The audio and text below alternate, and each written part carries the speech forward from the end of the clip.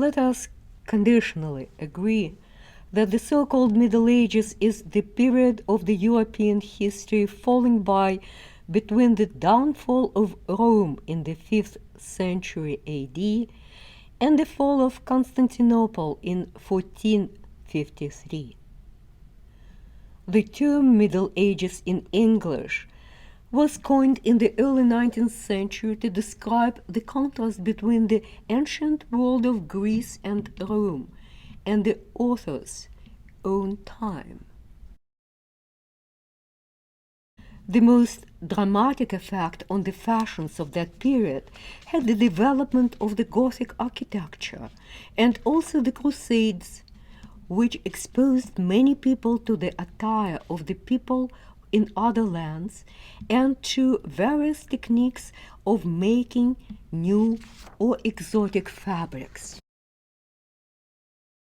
It seems that the spires of Gothic cathedrals influenced the shape of women's conical hats called Hennin, or men's pointed shoes, which eventually grew even pointier.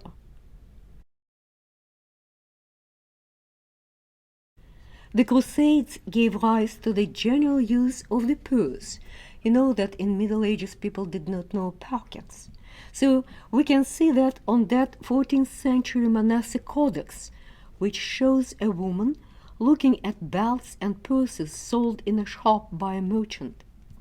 At the time of the Holy Wars, it became an emblem of Pilgrim, who before going to the Holy Land received from a priest a cross, a pilgrim's staff, and a purse, and a blessing, of course. Noble women in the 12th century wore a long cloak and a headdress made of linen with folds hanging over shoulders. Men of that time wore tunic-like garments with deep armholes called cyclas, or pilgrim's overcoat. Practically all we know about fashion in that time we know from medieval tapestries, paintings, and manuscripts. Since the importance of manuscripts for our subject is hard to overestimate, let's take a closer look at them. How manuscripts are made. Making a manuscript requires astounding patience and elaborate craftsmanship. In the early Middle Ages, most manuscripts were made of animal skins or parchment. The best parchment comes from white sheep or goats. To prepare the parchment, one must first soak the skin in cold water for a day or two, and then make a water solution of lime and keep it there for 3 to 10 days, or until the hair starts falling off the skin. After all the hair has fallen off, the skin will be washed in hot water and stretched on a wooden frame. The crescent-shaped knife, called lunellum, was used to scrape the skin down. We can see it on the medieval pictures of parchment makers or parchmenters. Then it would be polished with a pumice stone and then with a sticky powder, usually based on chalk. Parchment is extraordinarily durable, far more than leather. It can last in perfect condition for 1,000 years or longer. Preparing parchment. A monk was assigned to prepare parchment for writing in a monastic scriptorium. It is not uncommon to see holes in the pages or margins of manuscript. If the parchmenter notices cuts in time, they can be stitched up with a thread to stop the expansion into holes. Sometimes we see those holes and stretched marks, evidently indicating that cuts were mended but nevertheless opened up again under pressure. First, manuscript pages were ruled by a scribe. To rule a manuscript, a scribe would take a folded section of leaves called gathering and measure out the lines by pricking the edges. The lines were at first colorless impressions made by dragging a hard stylus or using a dogtooth over the relatively soft parchment. In the 12th century, as customs were changing, the dry point was replaced by lead, and in the 15th century, when taste changed again, the lead was replaced by ink. Pen. The best pen is a sharpened quill, especially when made of goose or swan feathers. On that image, we can see Saint Mark the Evangelist, shown in the French Book of Hours as a scribe, and you can see his pen. Ink. The ink was made of gallnuts mixed with iron rust, gum arabic, and water.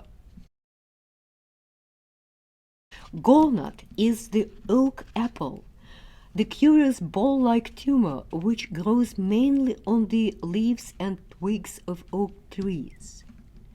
These nuts were ground and then placed in rainwater, wine, or vinegar. The gallnut should remain in this solution for several days next to sunlight or fire. Then sulfuric acid should be poured over old nails, filtered, mixed with alcohol, and once this is finished, it should be added to the gallnut mixture. Just a bit of gum arabic is added to make the ink thicker. Decorations. Decoration of a manuscript was a costly and time-consuming process. Many manuscripts were never illustrated, especially those intended for in-house use in a monastery or a university. But the Bible placed on the altar, or especially the Book of Hours for wealthy patrons, were frequently lavishly illustrated. It was the work of an artist, or miniature painter, or illuminator. Illuminating a manuscript. Technically speaking, illumination, in scholarly terminology, is the process of applying gold or silver. But later this was ignored and any illustration was called illumination. A gold leaf was applied before all other colors. The chief reason is that the process of burnishing was so vigorous that it could smear any colors applied before. A piece of gold is beaten into microscopically thin sheets which are applied to the manuscript letters and illustrations. Colors. Blue. The best blue is made from lapis lazuli. It gives the deepest color. In Middle Ages, it was imported from Afghanistan and was extremely expensive. Red was usually made of powdered vermilion mixed with the egg white and some gum arabic. Other colors were made from a number of different substances, animal, vegetable, and mineral. Some were quite common, others rare and expensive. Binding the manuscript. Once the text has been transcribed and the illuminations completed, a monk collected the gatherings of manuscript leaves and gave it to the armarius. The armarius was responsible for sending manuscript to the bindery or overseeing the process of binding in the monastery. There was a new profession of a stationer. Pretty frequently it was a woman who was engaged in supervising the production of manuscript books among the various craftsmen, selling new and second-hand manuscripts and later printed books, acting as a purchasing agent, buying the estate books and selling them to her clients.